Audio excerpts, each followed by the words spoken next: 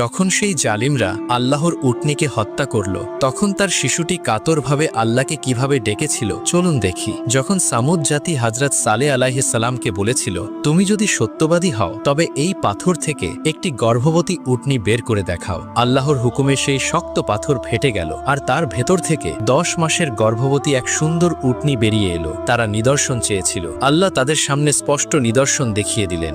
শর্ত ছিল, একদিন পানি উটনী পান করবে আর একদিন সামুদ জাতির লোকেরা পান করবে, কিন্তু তারা চাইতো প্রতিদিনই নিজেরাই পানি পান করতে। তাই তারা ষড়যন্ত্র করল আর সেই দুর্ভাগা লোকেরা আল্লাহর নিদর্শনের ওপর হামলা চালালো। যখন উটনীটিকে হত্যা করা হলো, তার শিশুটি পাথরের ওপর উঠে চিৎকার করে বলল, হে আমার রব, আমার মা কোথায়? যখন হযরত সালেহ আলাইহিস সালাম এই হত্যার খবর পেলেন, তিনি সামুদ জাতিকে বললেন, তোমরা নিজেদের ঘরে 3 দিন আনন্দ করে নাও। প্রথম দিন যখন তারা উঠল, তাদের মুখ হলুদ হয়ে গেল, দ্বিতীয় দিন তাদের মুখ লাল হয়ে গেল,